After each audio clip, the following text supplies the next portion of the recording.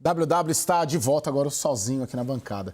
Bom, a gente vai falar, no primeiro semestre, né, o governo Lula avançou na reforma tributária e na nova regra fiscal. E após o recesso, a expectativa é de que outros projetos importantes para alavancar investimentos também entrem na pauta do Congresso Nacional. Veja na reportagem do Saulo Tiossi. Parado, no Senado Federal está um projeto de lei que cria um novo marco para o licenciamento ambiental no Brasil. O texto agiliza os processos, elimina a necessidade da licença para obras de baixo impacto ou de utilidade pública e cria ainda a licença única para todas as etapas do empreendimento. Foi aprovado em 2021 na Câmara dos Deputados, depois de quase 2 décadas de tramitação. Esta é só uma das micro-reformas que caminham lentamente em Brasília. Setores produtivos em todo o país aguardam pela aprovação de marcos regulatórios que possam oferecer mais segurança jurídica e diminuir a burocracia. Os economistas são praticamente unânimes. Medidas que estimulam o ambiente de negócios têm papel fundamental na redução do enorme custo Brasil, que vem derrubando a competitividade das empresas brasileiras. No ranking mais recente, divulgado em junho, o Brasil ficou na posição de número 60 entre 64 países analisados, só à frente da África do Sul, Mongólia, Argentina e Venezuela. Quando a gente faz uma análise comparativa do Brasil e a sua evolução ao longo do tempo, nosso comportamento é mais ou menos o mesmo, né? Ou seja, está mais do que claro, é evidente que a gente sobe uma posição aqui e cai uma outra posição acolá. A foto, o filme, né? A grosso modo é a mesma, né? O Brasil não faz comparativamente o seu dever de casa, como outros países têm feito. A Frente Parlamentar pelo Brasil Competitivo reúne 188 deputados e tem uma lista de pelo menos 5 propostas para tramitação prioritária na volta das atividades legislativas, capazes de ajudar a atrair novos investimentos. Entre elas, o Marco Legal das Garantias, que busca reduzir o custo, o risco de inadimplência e, ao mesmo tempo, ampliar a oferta de crédito. Aprovado pelos deputados na gestão Bolsonaro no ano passado, o texto também passou pelo Senado no começo do mês com alterações e precisa voltar para a Câmara.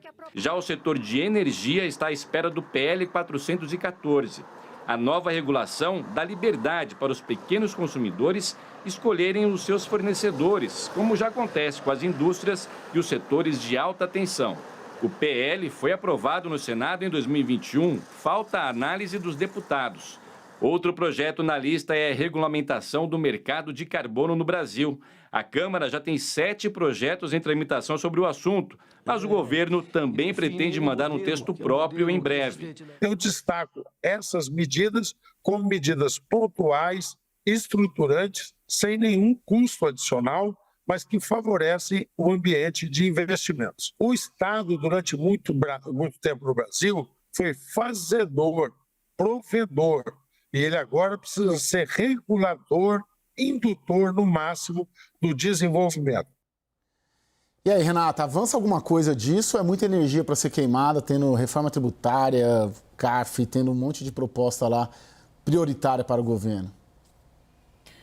Não me parece que é energia jogada fora, são propostas importantes, relevantes, mas elas não estarão à frente dessas que você acabou de elencar. Então, o governo vai precisar usar o retorno dos trabalhos no legislativo para liquidar a fatura do marco fiscal. Inclusive, toda essa movimentação para, enfim, acabar com esse vai e vem de reforma ministerial, porque existe uma preocupação de que o Congresso também, no caso a Câmara, né, Arthur Lira, acabem usando essa demora para também complicar a vida do governo nessas pautas. A reforma tributária tem ali, o governo tem uma visão de que quer que ela seja promulgada, até o final do ano. Então, isso está na prioridade. Não me parece que é o caso de inverter a ordem.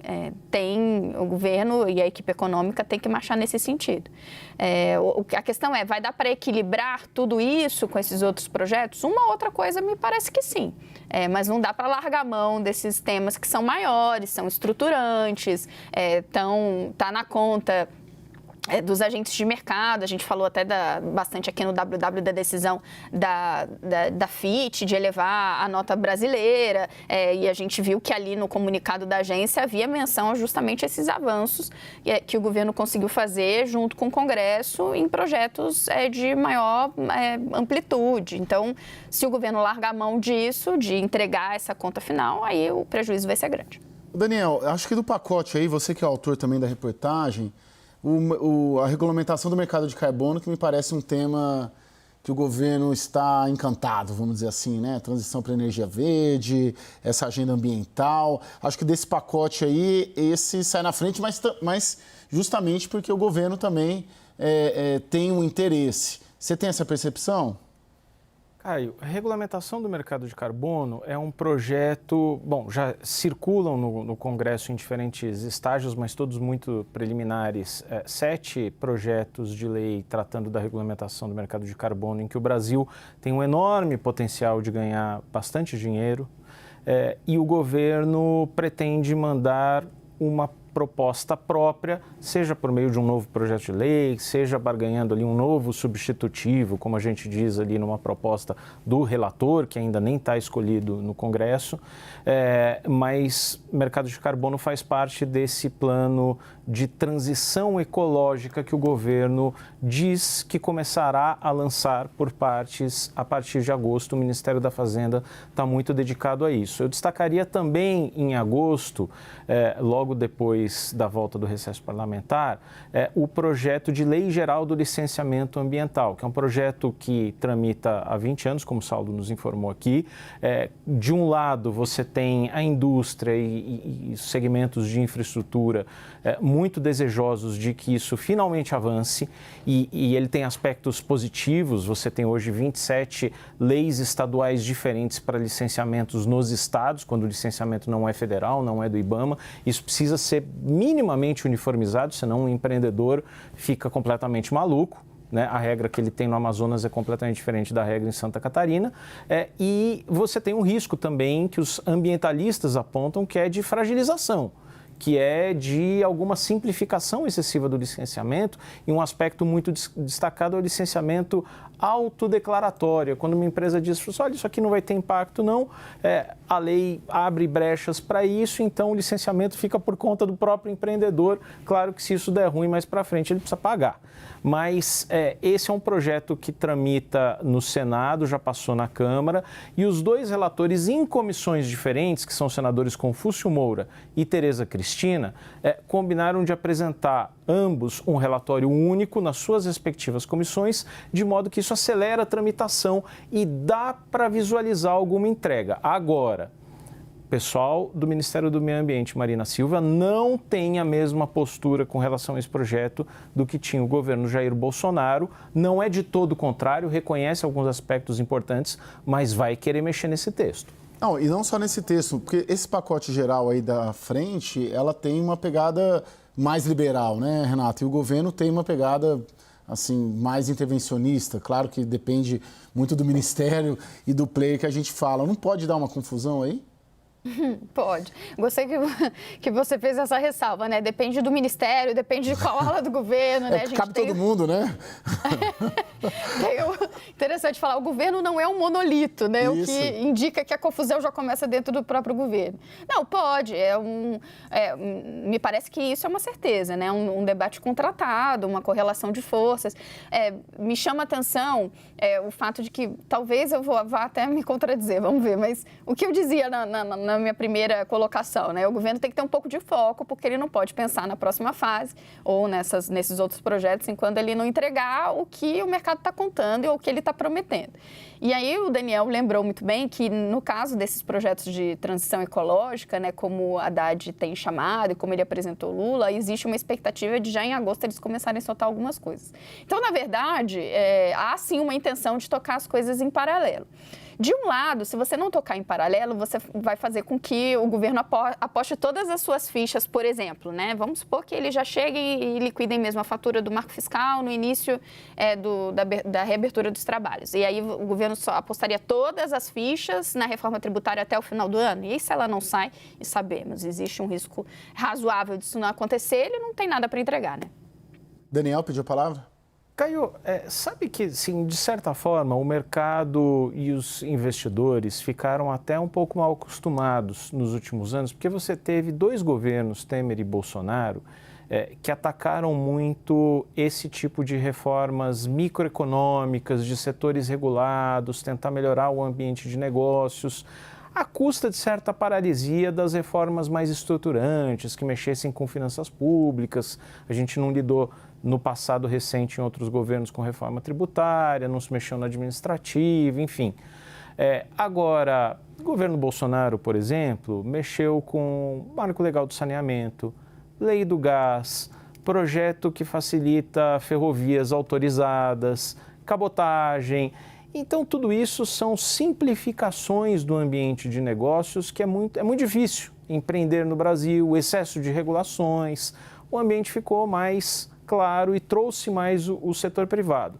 Agora, ficaram projetos que são heranças de legislaturas anteriores. Esses projetos aqui que nós citamos não são projetos que chegaram agora no Congresso. São projetos, alguns que têm 20 anos, como é o caso do licenciamento, mas um projeto que se arrasta há bastante tempo é esse de modernização do setor elétrico, que, olha, hoje não passa pela cabeça de ninguém estar amarrado a uma empresa de telefonia. Você tem 3, 4, você não gostou do seu plano de telefonia celular, você tem outras 2, 3 para correr atrás e procurar um outro plano.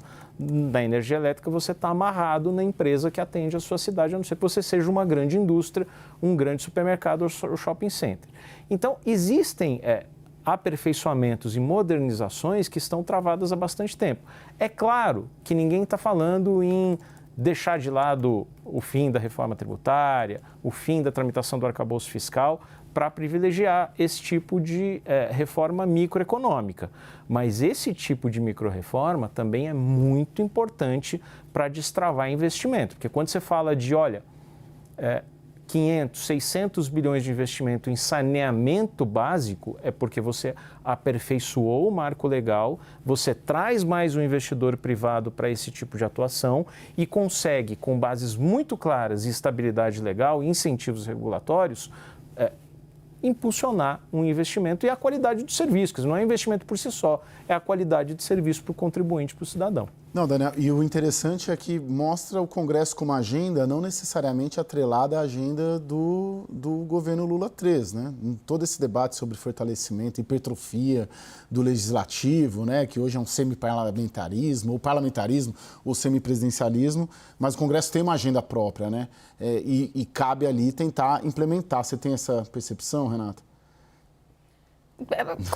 Concordo bastante. Esse vai ser eu acho que é um questionamento que vai ser colocado para o governo. Eu acho que é um desafio que vai se apresentar. Não me parece que há um diagnóstico já claro sobre como caminhar e equilibrar esses vários pratinhos.